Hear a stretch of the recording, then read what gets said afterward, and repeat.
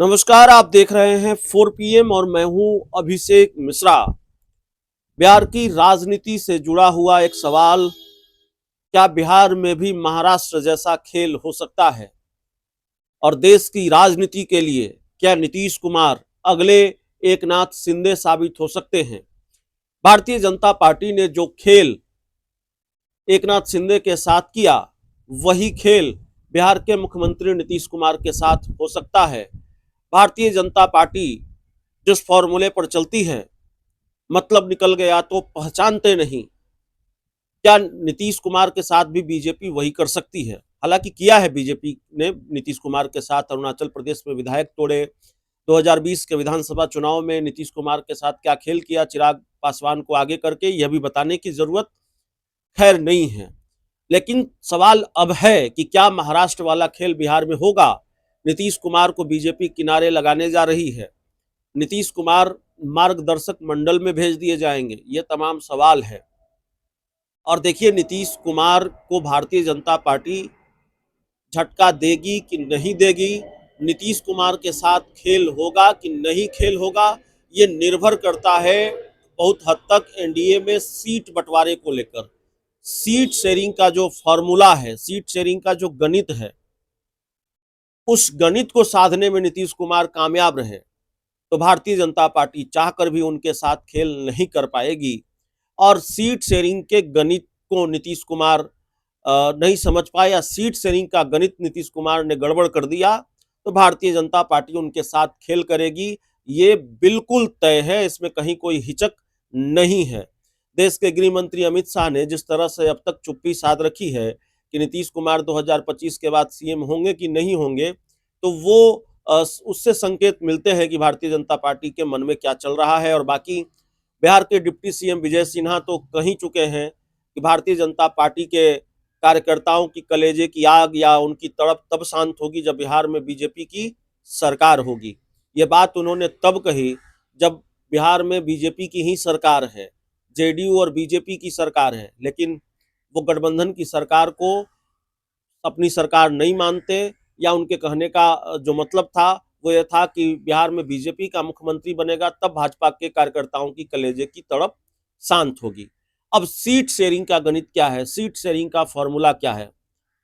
देखिए, भारतीय जनता पार्टी के बारे में नीतीश कुमार का प्लान बहुत साफ है। भारतीय जनता और सीट शेयरिंग को लेकर जेडीयू कभी समझौता नहीं करती। अभी थोड़ा वक्त है, 6-8 महीना वक्त है, इसलिए अभी उतनी आक्रामक जेडीयू नहीं है सीट बंटवारे को लेकर, सीट शेयरिंग को लेकर अंदर अंदर बहुत सारी चीजें चल रही है। नहीं तो नीतीश कुमार जब इंडिया गठबंधन में थे तो कैसे अपनी पार्टी के बड़े नेताओं को, अपने प्रवक्ताओं को खुला छोड़ दिया था सीट शेयरिंग पर बोलने के लिए और सीट शेयरिंग पर बयान देने के लिए, और किस तरह से लोकसभा चुनाव को लेकर सीटों की डिमांड होने लगी थी और बाद में नीतीश कुमार ने इंडिया गठबंधन ही छोड़ दिया। तो सीट शेयरिंग से कोई समझौता नहीं करते नीतीश कुमार। और नीतीश कुमार को ये पता है कि अगर भारतीय जनता पार्टी और उसके सहयोगी दलों के खाते में ज़्यादा सीटें चली गई, जितनी ज़्यादा सीटों पर जेडीयू चुनाव लड़ेगी, उनके साथ खेल की संभावना उतनी ही कम होगी, और जितनी कम सीटों पर विधानसभा का चुनाव जेडीयू लड़ेगी, खेल की संभावना उतनी ही ज़्यादा होगी। बीजेपी चाहती है कि जेडीयू 90 सीटों पर चुनाव लड़े, अधिकतम 100 सीटों पर चुनाव लड़े, और जेडीयू चाहती है कि 120 या 130 सीटों पर जेडीयू अकेले चुनाव लड़े। भारतीय जनता पार्टी का प्लान बहुत साफ है कि अगर नीतीश कुमार को 90 सीटों पर मनाने में कामयाब रहे, नीतीश कुमार 90 या उससे ज़्यादा 100 सीटों पर चुनाव लड़े, तो जाहिर तौर पर नीतीश कुमार को निपटाना आसान होगा। कोई बहुत दोगुना स्ट्राइक रेट 2020 की तरह नहीं आने वाला, 40-45 विधायक पिछली बार की तरह आए, तब तो नीतीश कुमार को किनारे लगाना थोड़ा आसान हो जाएगा भारतीय जनता पार्टी के लिए, या नीतीश कुमार को सीएम की कुर्सी से उतारना आसान हो जाएगा। भारतीय जनता पार्टी का बार्गेनिंग पावर मजबूत होगा और स्ट्राइक रेट बहुत बेहतर रहा, जेडीयू के 60-70 विधायक जीत कर आ गए, तब तो बात दूसरी है। लेकिन नीतीश कुमार भी ये समझते हैं कि काठ की हांडी बार बार नहीं चढ़ने देनी है, काठ की हांडी बार बार चढ़ती भी नहीं है। नीतीश कुमार न तो वो घाव भूले हैं जो चिराग पासवान ने उनको दिया, और न ही नीतीश कुमार वो खेल भूले हैं जो चिराग पासवान के साथ बीजेपी ने मिलकर किया, और इस पूरे खेल को जेडीयू ने ही नाम दिया चिराग मॉडल का। तो भारतीय जनता पार्टी की कोशिश ये है कि कम से कम 143 सीटों पर या 150 सीटों पर बीजेपी, उपेंद्र कुशवाहा की पार्टी और जीतन राम मांझी की पार्टी, चिराग पासवान की पार्टी चुनाव लड़े, और ऐसी स्थिति संभवतः बन जाए 2025 के विधानसभा चुनाव नतीजों के बाद कि अगर ऐसी स्थिति बन जाए कि बिना नीतीश कुमार के सरकार बन रही हो तो नीतीश कुमार को किनारे लगा ही दिया जाए, नीतीश कुमार से मुक्ति पा ही ली जाए।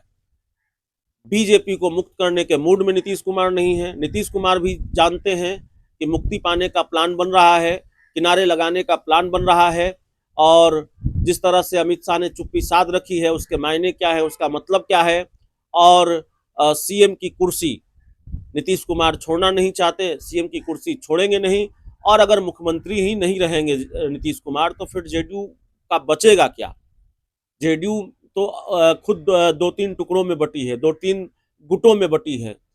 तो मुख्यमंत्री की कुर्सी है, सरकार में सबसे बड़ा पद है, नीतीश कुमार हैं, उनके चेहरे की बची हुई चमक दमक है जिसने जेडीयू के अस्तित्व को बरकरार रखा है। तो पार्टी को बचाने के लिए भी ये जरूरी है कि भारतीय जनता पार्टी के खेल को समझा जाए, भारतीय जनता पार्टी के खेल से बचे रहने की कोशिश की जाए, और ये सब कुछ, ये सारी चीजें निर्भर करती है सहमत की इस खेल में कौन किस पर भारी पड़ेगा। सीट शेयरिंग का गणित ही सब कुछ तय करेगा, सीट शेयरिंग ही सब कुछ तय करेगा। नीतीश कुमार की डिमांड 120-30 सीटों की है, और भारतीय जनता पार्टी हाथ फैलाकर खड़ी है। भारतीय जनता पार्टी याचक की भूमिका में है, जबकि बीजेपी के पास नीतीश कुमार की पार्टी से दोगुने विधायक हैं। बीजेपी के विधायकों की संख्या जेडीयू के विधायकों के मुकाबले दोगुनी है, लेकिन भाजपा सरेंडर की मुद्रा में है इस वक्त नीतीश कुमार के सामने, और हाथ बीजेपी ने फैलाया है। अब नीतीश कुमार मुट्ठी भर सीटें बीजेपी की झोली में डालेंगे। नीतीश कुमार 150 सीटें तो बीजेपी की झोली में नहीं डालने जा रहे हैं, ताकि वो आपस में चिराग पासवान, उपेंद्र कुशवाहा और जीतन राम मांझी के बीच सीटें बांटे, खुद 100 सीटों पर चुनाव लड़े और बाद में उनको ही किनारे लगा दे। नीतीश कुमार का प्लान बहुत साफ है कि 125-130 सीटों पर वो चुनाव लड़े, और यह आंकड़ा बढ़ता रहा है। आपको लगेगा मैंने पहले कहा 115 सीटों पर चुनाव लड़ सकते हैं, लेकिन जैसे जैसे नीतीश कुमार के साथ बीजेपी खेल करेगी, इसकी संभावना मजबूत होगी। जैसे जैसे चुनाव करीब आएगा, मुझे लगता है ये आंकड़ा बढ़ता जाएगा। नीतीश कुमार हर हाल में अधिकतम सीटों पर चुनाव लड़ना चाहते हैं, और उसके लिए उनको चाहे जो रास्ता अख्तियार करना पड़े। लालू यादव ने तो कहीं रखा है कि भाई उनके लिए दरवाजे खुले हुए हैं।